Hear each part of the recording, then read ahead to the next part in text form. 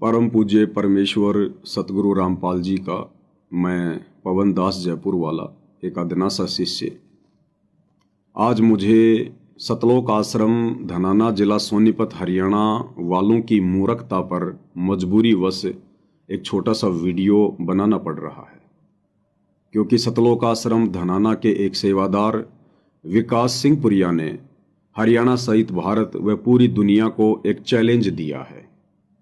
Challenge क्या है? अभी कुछ ही दिन पहले भिवानी के खरककला गांव में सतलोक आश्रम के सेवादारों और गांव के कुछ युवाओं के बीच में खूनी संघर्ष हुआ, झगड़ा हुआ। इस झगड़े में सतलोक आश्रम के 60-70 सेवादारों ने खरककला गांव के 2-4 युवकों पर जमकर लाठी, डंडे और पत्थर बरसाए। इस घटना के बाद गांव के 2 युवक बेहद सीरियस हैं।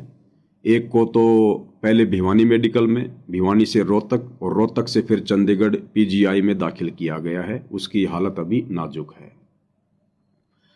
उसके बाद खरककला गांव वालों ने आसपास के 20-25 गांवों की पंचायत बुलाई और पंचायत में जो बात निकलकर सामने आई कि झगड़ा क्यों हुआ, तो झगड़े का मुख्य कारण ये था कि सतलोक आश्रम धनाना वाले एक फर्जी मुहिम, अन्नपूर्णा मुहिम के तहत खरककला गांव में मोटर और पाइप लेकर गए हुए थे और उन्होंने कहा कि गांव वालों को इकट्ठा कर लिया जाए, हम लोग सामान लेकर आ रहे हैं। गांव वालों ने कुछ लोगों को इकट्ठा किया, सतलोक आश्रम वालों का एक छोटा सा कार्यक्रम आयोजित करवाया और संत रामपाल जी के जयकारे लगाने लगे कि संत रामपाल जी भगवान की जय, संत रामपाल जी भगवान की जय। इस बात को लेकर खरककला गांव के कुछ युवाओं ने ऑब्जेक्शन उठाया कि भाई आप अपने गुरुजी को गुरुदेव कहकर पुकारिए, आप उनको महाराज कहकर पुकारिए, लेकिन आप उन्हें भगवान कहकर मत पुकारिए, क्योंकि संत रामपाल जी भगवान नहीं हैं, हम उनको भगवान नहीं मानते। आप सतलोक आश्रम वाले यदि उनको भगवान मानते हैं तो हमें कोई ऑब्जेक्शन नहीं है, लेकिन ये भगवान के नारे आप अपने आश्रमों में लगाइए, आप अपने घर पर लगाइए। यहाँ यदि आपने उनके नाम का जयकारा लगाना है तो आप उनको महाराज कहकर जयकारा लगाइए कि संत रामपाल जी महाराज की जय, भगवान कहकर जयकारा ना लगाइए। इस बात पर आश्रम वाले और गांव वालों के बीच में झगड़ा हो गया। उसके बाद सतलोक आश्रम धनाना के सेवादार विकास सिंह पुरिया ने पूरे हरियाणा को, भारत को, पूरी दुनिया को एक चैलेंज दिया है और कहा है कि भगवान तो भगवान ही होता है, संत रामपाल जी भगवान हैं और उनको भगवान ही कहा जाएगा। और विकास सिंह पुरिया जी ने कहा है कि कोई भी व्यक्ति, मैं चैलेंज करता हूं, कोई भी व्यक्ति 10 ऐसे पॉइंट बना ले जिन पॉइंटों से यह साबित होता हो कि ये 10 गुण भगवान के अंदर होते हैं, यानी इन 10 गुणों से परिपूर्ण यदि संत रामपाल जी हैं तो वे भगवान माने जाएंगे। ये चैलेंज विकास सिंह पुरिया ने दिया। तो मैं पवन दास जयपुर से, मैं भी परम पूज्य परमेश्वर सतगुरु रामपाल जी का एक छोटा सा भगत हूं, लेकिन आज मुझे मजबूरी वश विकास सिंह पुरिया के इस बेहद मूर्खतापूर्ण चैलेंज को स्वीकार करना पड़ रहा है। सबसे पहले आपको विकास सिंह पुरिया का वो छोटा सा वीडियो दिखाते हैं जिसमें उन्होंने क्या कहकर देश दुनिया को चैलेंज दिया है। सुनिए। संत रामपाल जी महाराज जी को भगवान क्यों कहते हो? भाई भगवान ने तो कहेंगे ना। चलो एक चैलेंज स्वीकार करो, आप 10 पॉइंट बनाओ कि भाई ये पॉइंट हो तो ही उस महापुरुष को भगवान कहना चाहिए। आप पूरी सोच लो, सारे जने पंचायत इकट्ठी करके और 10 पॉइंट बनाओ कि भाई ये क्राइटेरिया जिस पे सेट होगा उसी को भगवान माना जाएगा और उसने हम सब भगवान कहेंगे, पंचायती भी भगवान कहेंगे और भाई जो सुनने लाग रहे हैं वो भी सारे भगवान कहेंगे। अब आप ये देखो, 10 पॉइंट जब आप बनाओगे तो ये हमारी गारंटी है कि संत रामपाल जी महाराज 10 के 10 पॉइंट पर 100% खरे उतरेंगे। हम तारीख के हिसाब से बता देंगे कि कौन से पॉइंट पर जो तुमने बनाए हैं उस पर महाराज जी कहाँ खरे हैं। क्यों? क्योंकि भगवान हमेशा भगवान वाली बातों पर खरे होंगे। लेकिन इस बात का भी ध्यान रखियो, इसे पॉइंट ना बना लियो कि जिन तुम भगवान मान रहे हो वो फिर तुमने भगवान ना लागे। रामपाल जी महाराज भगवान हैं, इस बात के लिए दोबारा से सुन लो कि 10 पॉइंट काट लो, और उन 10 पॉइंट पर अगर रामपाल जी महाराज जी खरे ना उतरे तो आप इस चीज ने आजमा के देख लो। सत साहेब सतगुरुदेव जी की जय। वीडियो आपने देखा। अब मैं पवन दास विकास सिंह पुरिया से 10 पॉइंट नहीं, केवल 2 पॉइंटों पर चर्चा करूंगा, केवल 2 पॉइंटों पर। विकास सिंह पुरिया ने कहा कि 10 ऐसे पॉइंट जो ये साबित करते हो कि ये गुण भगवान के अंदर होते हैं और हम वो साबित कर देंगे। तो विकास सिंह पुरिया जी 10 पॉइंट तो बहुत दूर की बात है। मैं पवन दास केवल आपके सामने 2 पॉइंट रखूंगा। सबसे पहला पॉइंट भगवान होने का। जो भगवान होता है वो कभी भी मां के गर्भ से पैदा नहीं होता, कभी भी एक स्त्री की कोख से जन्म लेकर बाहर नहीं आता, जेर में लिपटकर बाहर नहीं आता।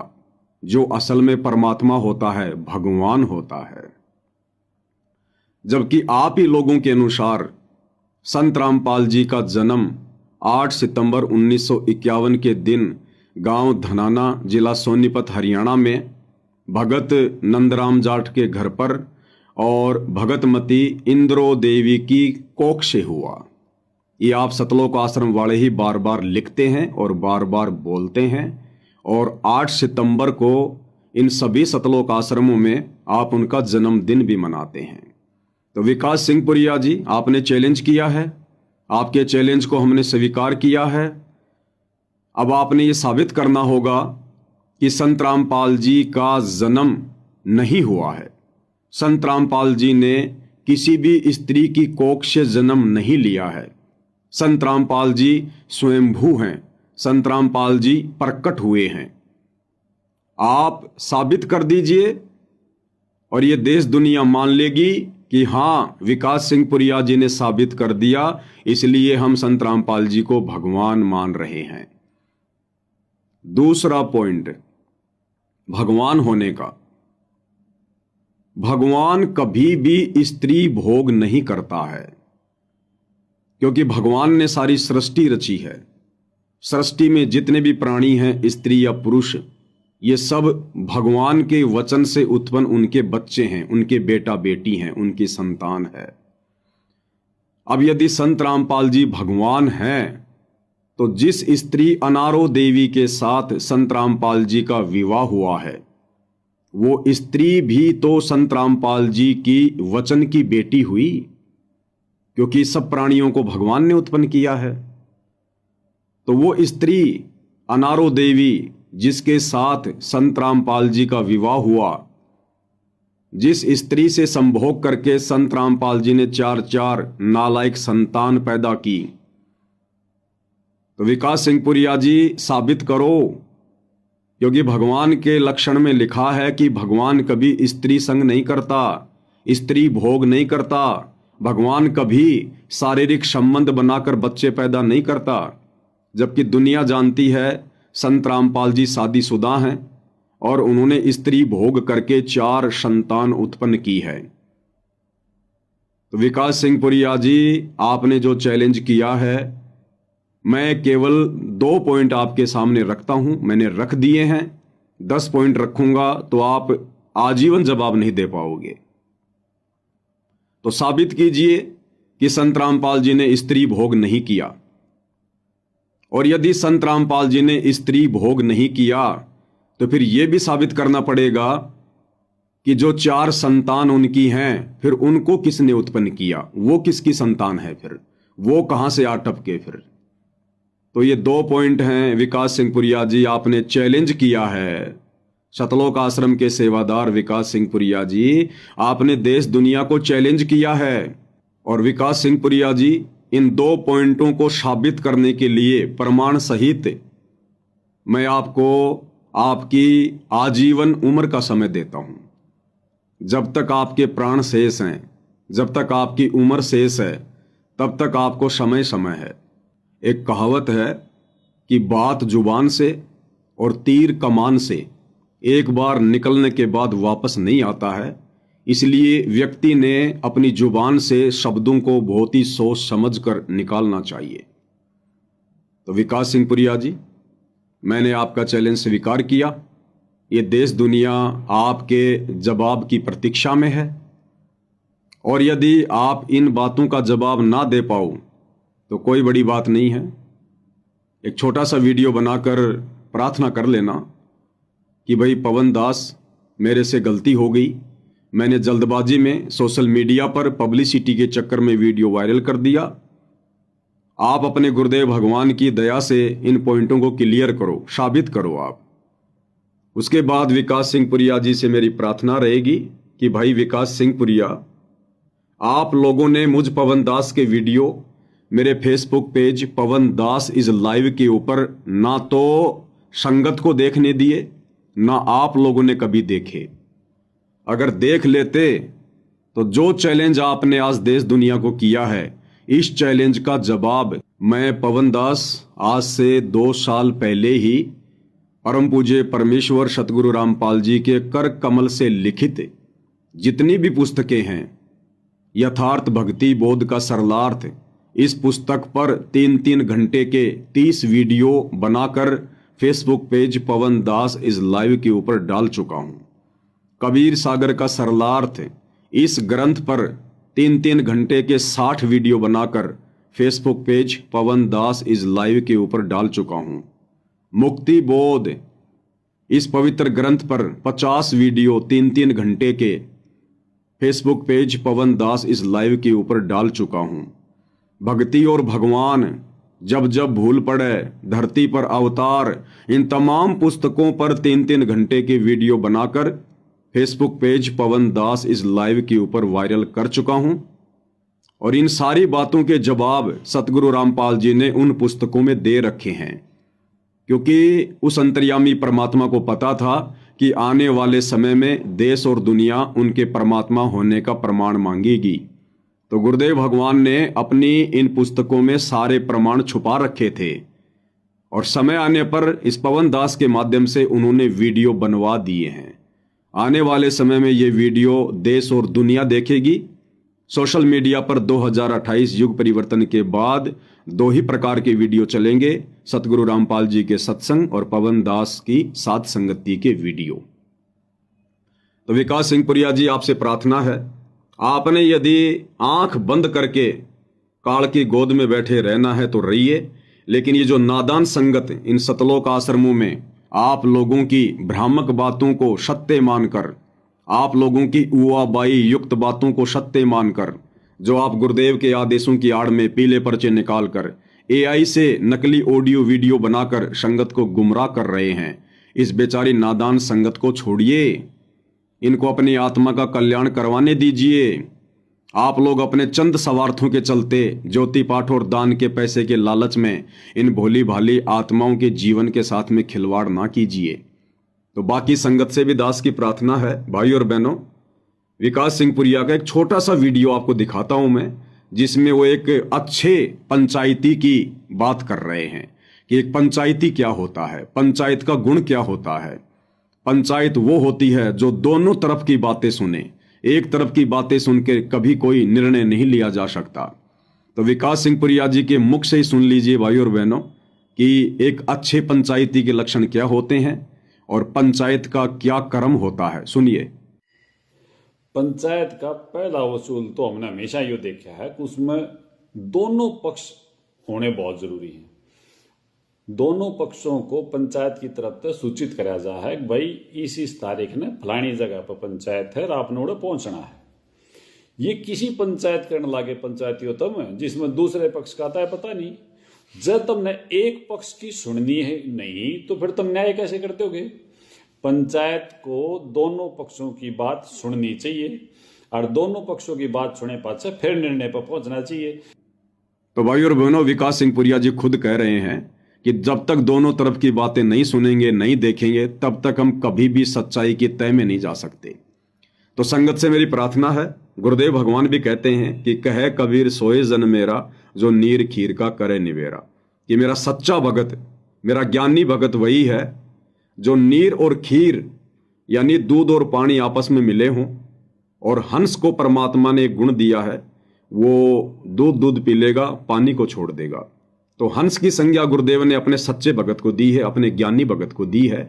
जो सतगुरु रामपाल जी का ज्ञानी भगत होगा, सच्चा भगत होगा, उनके ज्ञान को आधार बनाकर मुझ पवन दास के वीडियो भी देखेगा और शतलोक आश्रम वालों की ये झूठी उवाबाई भी सुनेगा, और उसके बाद निर्णय करेगा कि सच क्या है। गुरुदेव के सत्संगों के अनुसार, गुरुदेव के भक्ति विधान के अनुसार सच क्या है, क्योंकि सच जानने से किसी का नामखंड नहीं होता है।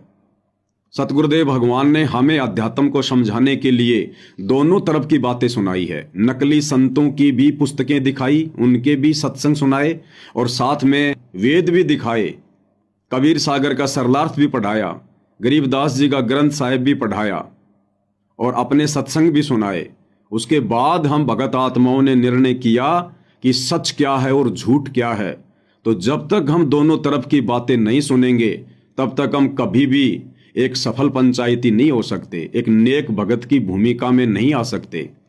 तो सर्व संगत से दास की प्रार्थना है, ये डर और भय अपने दिलो दिमाग से निकालो।